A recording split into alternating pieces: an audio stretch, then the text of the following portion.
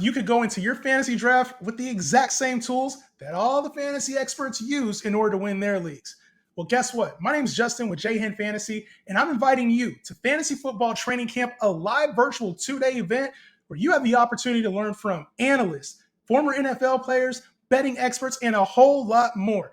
This is your chance to get real analysis and expertise live through panels, participate in mock drafts, and a whole bunch of other goodies. Make sure to get your ticket in the description below and join us at Fantasy Football Training Camp this August 2nd and 3rd. We'll see you there. What's up, guys? It's your boy Justin Henry here. Today, we're going to be going over the biggest steals of the second round of your fantasy football drafts. Before we get into it, like I said before, make sure y'all like the stream. Listen, the second round is very important. I got 4 players that I think are way more valuable than they're going right now in fantasy drafts, and probably are the players that I would be targeting the most, no matter what part of the round I'm in. So for the most part, these guys go mid-round, mid of the second round. So this, especially for the people that are picking here in the middle, I think that there's going to be a lot of incredible value when it comes to these second round steals. I'll say this, there's a lot of value here because these are first round players a lot of times that are either diminished by the community or maybe, they have the upside to be higher. They just haven't found it yet. The 4 players I have are, for the most part, we've already seen these guys be elite, but they're going way too low. And I think that, it's easier to go for some of these other names in the second round, maybe even a tight end in the second round and Brock Bowers. But like Ladd McConkey, some of these younger players are being pushed up over these older, so to speak, players. But I got 4 that I think you guys would really like. The first one is A.J. Brown. Now, I know A.J. Brown got hurt last year, and so that's the big thing with him is, like, he got hurt, and so obviously he's going right now as the wide receiver 10 in drafts. The crazy part about A.J. Brown is that in his first 2 years in Philly, he was the wide receiver 6 and the wide receiver 5. He's a 1,400-yard receiver in both of those years, and I know the team got Saquon, but he was on that same pace last year. I think it's easy to forget when players get hurt, and A.J. Brown's one of those players that suffered an injury early on, but when he was on and healthy, he was at a very similar pace to what he played in years past. There's a chance that teams focus in a little bit more on Saquon this year, right? In the ground game to make Jalen Hurts beat him through the air. Like, you don't give a Super Bowl team the exact same formula that they used to win. You don't give them that same opportunity again this year. So what wouldn't be surprising is if the Eagles decide, hey, let's try airing things out a little bit more this year. Keep Saquon healthier. Let's get the ball to Goddard, Devontae Smith, and of course, A.J. Brown. All these guys are paid very well. I think right now we're getting a top 5 receiver at wide receiver 10 cost. And you can get him after some of the other names. Sometimes he falls even after that. You can get A.J. Brown in the middle to the back end of the second round in your 12-team leagues. In your 10-team leagues, he might even go in the third round. I think with A.J. Brown, this is a player that I know a lot of people, he didn't finish as a top 5-6 receiver last year. He was still on that same pace damn near. And if the touchdowns go up, I mean, we're talking about a player that could be a top 5 receiver like at floor for 17 games. Typically, he stayed healthy. He's one of the best receivers, real football. He's one of the best receivers in the league. I don't know how we're letting A.J. Brown go wide receiver 10. There's a lot of people fading him. This isn't the kind of player you fade. He's an elite talent that's in his prime right now. Elite talent. In prime, he's 27 years old. Why is he dropping down the draft boards? Doesn't make sense. Next up in the second round, you can get potentially an RB1 candidate, a candidate to lead the league in rushing in the second round. Now, Jonathan Taylor, we've seen him finish as the RB1 before, and I get it. Especially if you're in PPR leagues, you don't really catch the rock a whole lot, right? So that's the big thing with Jonathan Taylor is you got to take him at the RB8 in the second round. Sometimes he slips. It's about where he goes right now. But you got to take him as the RB8 off the board, and in a PPR league, you don't really catch the rock. The problem with Jonathan Taylor in his draft spot right now is literally if he plays 17, he's probably going to rush for 1,800 to 2,000 yards. It's just a matter of fact when it comes to him. Like, obviously, the big component for him has been his ankle over the last 3 years. He's got to stay healthy. And that's probably why he slipped down here. Because if not, we're talking about Jonathan Taylor as probably one of the top 4 running backs off the board. This is one of those players that we're bored of. And we're bored. We're tired of getting, the injury bug with him where the ankle pops up. We need a clean bill of health. I get it. But in the second round, to get a player that could lead the league in rushing, you don't find that very often. Now, Jonathan Taylor is a perfect complement for somebody who took a wide receiver early, especially if you take into account his finish towards the end of last season. If you take that into account, 600 yards and 6 TDs in the last 4 games of the year after their bye. So when he was fresh, we saw the Jonathan Taylor that we knew. During that time, 25 fantasy points per game. And yes, I know it could be Anthony Richardson, it could be Daniel Jones, but it's still the same head coach as Shane Steichen. Even if it's Daniel Jones, even if it's Anthony Richardson, Jonathan Taylor is a home run hitter. That's what he does best. And we see that every single season with him, 60-plus yard TDs to the house. That's how he gets a lot of his fantasy value. A very patient runner, somebody that hits the hole and does not look back.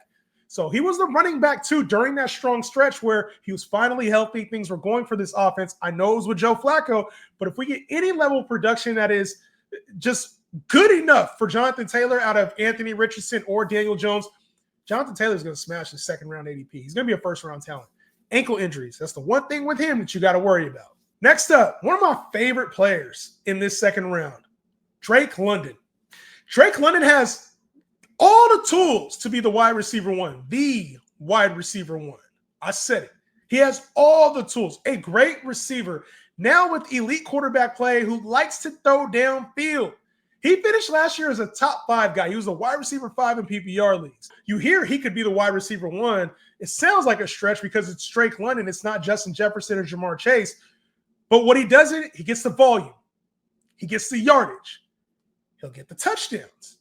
And when it comes to fantasy, that's how you become a wide receiver 1 is you have all of those things locked into one. He finished last year with 100 catches, 1,270 yards, and 9 touchdowns. If he has just a little bit better than that, he's a lock for top 5 yet again. A lock. Like that was top 5 numbers last year. And guess what? That was also with Kirk Cousins as a starter for a majority of the year.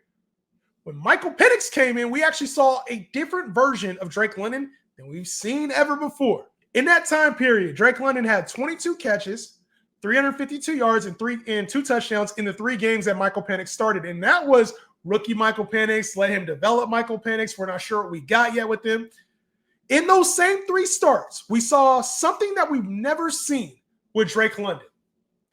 Back-to-back 100-yard games for the first time in his career. Now, I know that doesn't seem like a lot, but what that tells me is that Michael Penix is looking for him and that he'll get him the football.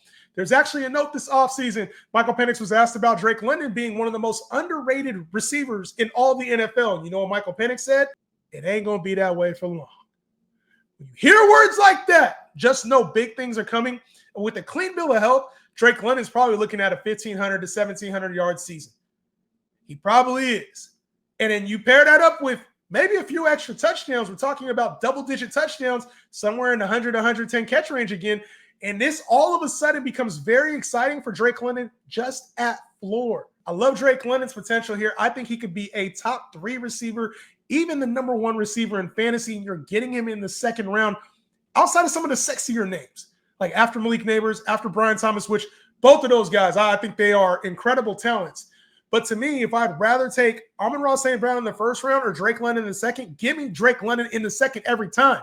If it's Puka Nacua or Drake London, and I have to take one of those guys, give me Drake London over Puka Nacua. Like, I think people are not realizing what's going to happen with this Falcons offense under Zach Robinson another year, with Drake London, who they are trying to make an elite wide receiver for them, an elite asset. Drake London could have a very special year this year. He had career highs last year. Would not be surprising to see him stack on top of that again. Drake London is going to be one of them ones this year. And then the last player, a little controversial here, Tyreek Hill, 32 years old, coming off of one of the worst seasons he's had, only 900-plus yards. We're used to seeing Tyreek Hill being a 1,700-yard guy. His first 2 years in Miami, 1,700 yards both years. Now, if you're asking yourself, what's more likely? That Tyreek Hill just lost his speed, he lost his talent and his ability to catch the football, or perhaps it was just a down year. In Miami, we're talking about a wide receiver 2 finish and a wide receiver 3 finish his first 2 years. Last year, unfortunately, he was not there. In the previous 2 years with KC, he was the wide receiver 6 and the wide receiver 2. So the 4 seasons before last, he's a top 6 finisher at the wide receiver position. And now, Tyreek Hill is not worth being drafted as a top 15 receiver. His current ADP is outside of the top 15 receivers, wide receiver 16. I think what's more likely is that Tua stays healthy, at least for a good majority of the year. I think Tyreek Hill was dealing with some injuries last year, his hand injury, wrist injury, towards the start of the year. I think that's better this year. He also mentioned that he had came in with the wrong focus last year and tuned up his training this year. He upped the level of it. He's been doing a lot of speed training. He's still fast as hell, running 10-second hundreds against Noah Lyles' brother. The other part here is that when Tua gets hurt, this offense changes. And I think that was one of the bigger things is that Tua got hurt early and often last year, unfortunately. And so Tyreek was affected by that.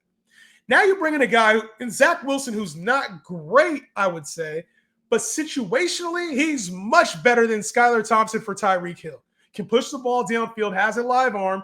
I think Zach Wilson can carry this thing at least a little bit if Tua isn't at the level that we need him to be coming off of, if he has a concussion or anything. His first 2 years, Tyreek Hill's first 2 years in Miami, 170 targets. And the team just got rid of Jonnu Smith. They brought in Darren Waller. He lost 50 targets to that last year. He only had 120 targets. If the volume is back for Tyreek Hill and his hand, his wrist is healthy, I think Tyreek Hill goes right back to where we believe. And that's a top 5 receiver. Like, he still has the same speed, world-class speed. His ability to get open hasn't changed. He's still dynamic. I don't think we'd really see anything different out of Tyreek unless he just lost the ability to catch the football and he's washed.